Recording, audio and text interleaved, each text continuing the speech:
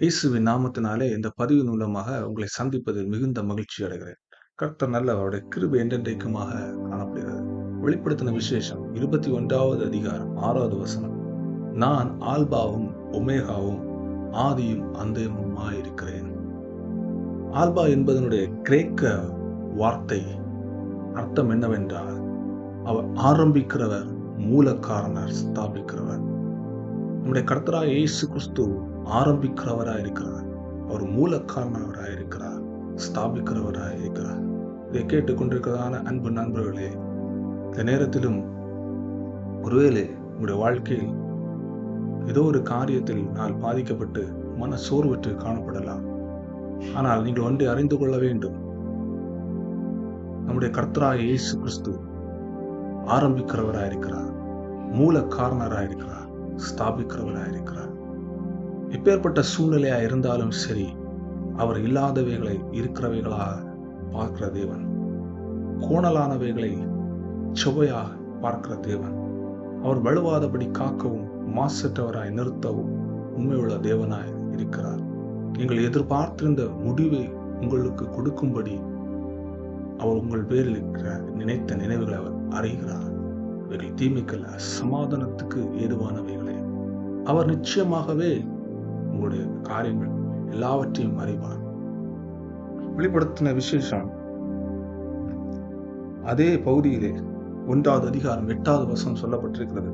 அவர் இருக்கிறவரும் இருந்தவரும் வருகிறவருமாகிய சர்வ வல்லமையுள்ள கர்த்தர். நீங்கள் விசுவாசிக்க போகிற தேவன் எப்படிப்பட்டவர் என்றால், அவர் இருந்தவரும் இருக்கிறவரும் வருகிறவருமாகிய சர்வ வல்லமை உள்ள தேவனாக இருக்கிறார். அவரால் எல்லாம் செய்ய முடியும். எல்லாவற்றிற்கும், எல்லா நாமத்திற்கும், எல்லா அதிகாரத்திற்கும் மேலாக உயர்த்தப்பட்ட தேவன். நீங்கள் எதை குறித்தும் பயப்படுவதற்கு அவசியம் காணப்படாது. ஒருவேளை மந்திரவாதங்களானாலும் சரி, புள்ளி சூனிய காரியங்களானாலும் சரி, அவர் எல்லாவற்றுக்கும், எல்லா நாமத்திற்கும், எல்லா அதிகாரத்திற்கும், எல்லா சக்திக்கும், எல்லா ஆற்றலுக்கும் மேற்பட்ட தேவன். அவரால் கூடாத காரியம் ஒன்றும் இல்லை. எல்லாம் அவரால் முடியும். நீங்கள் யார்? அவர் எல்லாவற்றிற்குள் முந்தினவர். எல்லாம் அவருக்குள் நிலைத்திருக்கிறது. சகலமும் அதே பகுதியிலே கொலோசையர் 1ஆம் அதிகாரம் 16வது வசனம் சொல்லப்பட்டிருக்கிறது. சகலமும் அவருக்குள் சிருஷ்டிக்கப்பட்டது. இந்த பூமியில் காணப்படுகிறதான சகலம் அவருக்கென்றும் அவரை கொண்டும் சிருஷ்டிக்கப்பட்டது. நாம் யார்? அவருக்கென்று சிருஷ்டிக்கப்பட்ட அவருடைய பிள்ளைகள். ஒருவேளை நீங்கள் இன்றைக்கு கர்த்தராகிய இயேசு கிறிஸ்து அறிந்தும் அல்ல என்ற அறியாமலும் மிகவும் தூரமாயிருக்கலாம். வேதம் சொல்கிறது, அவரை விசுவாசித்து அவரை ஏற்றுக்கொண்டவர்கள் எப்பேற்பட்டவர்களாக இருந்தாலும் சரி, அவர்களை தம்முடைய பிள்ளைகளாக மாற்றுவதற்கு, நம்முடைய பிள்ளைகள் என்று சொல்வதற்கு அவர் வெட்கப்படாத நல்ல தேவனாக இருக்கிறார். உங்களுக்கு நல்ல தகப்பனாக இருக்கிறார். ஒருவேளை உங்களுடைய தனிப்பட்ட வாழ்க்கை மிகவும் மோசமாக இருக்கலாம், அருவருப்பாக இருக்கலாம், கெட்டுப்போன வாழ்க்கையா இருக்கலாம், வெளியே சொல்வதற்கு கூட கேவலமாக இருக்கலாம். ஆனால் நீங்கள் இப்படி மன அழுத்தத்தில் காணப்பட வேண்டுவதற்கு அவசியம் இல்லை. மன நொந்து போவதற்கு அவசியம் இல்லை. வாழ்க்கையை முடித்து விட வேண்டும் என்று நினைப்பதற்கு அவசியம் இல்லை. இந்த தோல்வியினால் நீங்கள் துவண்டு ஒதுங்கி போய் இருப்பதற்கு அவசியம் இல்லை. அவர் உங்களுக்கு உதவி செய்வதற்கு போதுமானவராக இருக்கிறார். அவர் உங்களுக்குள் இருக்கிறார். உங்களுக்குள் இருக்கிற சர்வ வல்லமையுள்ள தேவன் எப்படிப்பட்டவர் என்றால், அவர் ஆரம்பிக்கிறவர். புது தொடக்கத்தை கொடுப்பதற்கு அவர் போதுமானவராக இருக்கிறார். புதிய வாழ்க்கையை கொடுப்பதற்கு போதுமானவராக இருக்கிறார். ஒருவேளை எல்லாம் இழந்து விட்டு இனி என்னிடத்தில் ஒன்றும் இல்லை, ஒரு மனிதனை நம்ப முடியவில்லை, இல்லை, அவர் உங்களுக்கு மூல காரணமாக இருக்கிறார். ஒன்றுமில்லை என்று நீங்கள் வருத்தப்படுவதற்கு அவசியம் இல்லை. ஒருவேளை உங்களுடைய வாழ்க்கை, உங்களுடைய பிசினஸ், உங்களுடைய வேலை ஒரு நிலையற்ற தன்மையில் இருக்கலாம். ஆனால் அவர் நிலைநிறுத்துகிற தேவன், அஸ்திபாரமாய் அசையாமல் அசைகிற காரியங்களை பிடித்து நிறுத்துகிற சர்வ வல்லமுள்ள தேவனை உங்களுக்குள்ளாக வைத்திருக்கிறேன். இவர் 2000 ஆண்டுகளுக்கு முன்பாக உங்களுக்காக சகலவற்றையும் செய்து முடித்து விட்டார். எல்லாவற்றையும் சிலுவையில் செய்து முடித்து விட்டார். அனைத்தும் உங்களுடையது. ஒன்று, அவரை விசுவாசிக்க வேண்டும்.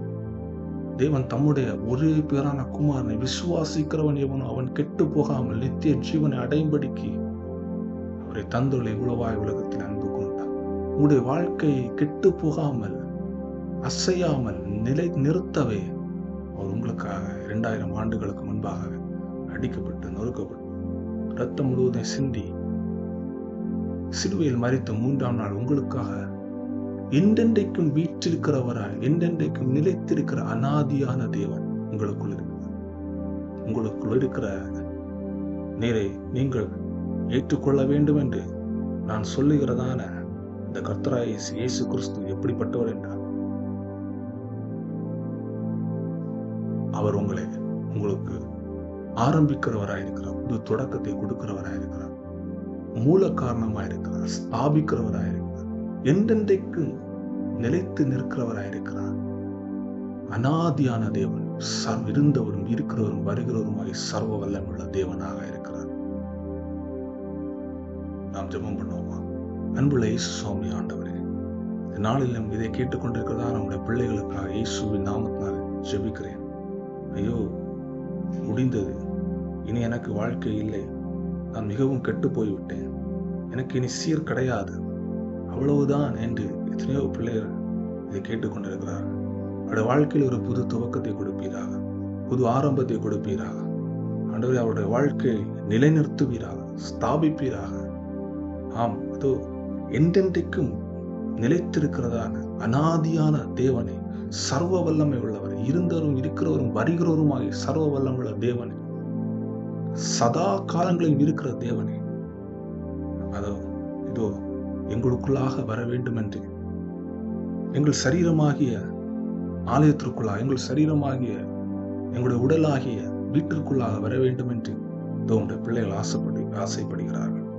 அவர்களுக்குள் சென்று நீர் ஆட்சி செய்வீராக. ஒருவேளை இதை கேட்டுக்கொண்டிருக்கிற பிள்ளைகள் எங்களுடைய வாழ்க்கையில் ஒரு அற்புதம் நடக்க வேண்டும், அதிசயம் நடக்க வேண்டும் என்று எதிர்பார்க்கிறார்கள் என்றால் இயேசுவின் நாமத்தில் அற்புதங்கள் அதிசயம் உண்டாகும். குழந்தை பாக்கியம் இல்லாதவர்கள் குழந்தை உண்டாகும். சரீரத்திலே சுகம் வேண்டும் என்று நினைக்கிறவர்களுக்கு சுகத்தை கொடுப்பீராக. ஆண்டவரே, நல்ல வேலை கிடைக்க வேண்டும் என்று நினைக்கிறவர்கள் நல்ல வேலையை கட்டளையிடுவீராக. கடன் பாரத்தினால் கஷ்டப்படுகிறவர்களுக்கு இயேசுவின் நாமத்தினால் அந்த கடனை அடைப்பதற்கு தேவையான ஞானத்தினர் கொடுப்பீராக. ஐயோ, இதுவரை திருமணம் எனக்கு நடக்கவில்லையே, திருமண வரன் கிடைக்கவில்லை என்று சொல்லுகிறவர்களுக்கு நல்ல திருமண வரன் கிடைக்கும்படிக்கு அவர்களுக்கு அருளி செய்வீராக. ஆண்டவர், உடைய தழும்புகளால் அவர்கள் குணமாகட்டும். ஏற்கனவே அனைத்தும் நீர் சிலுவையில் செய்து முடித்தீராண்டார். அவர்கள் விசுவாசிக்கிறார்கள்.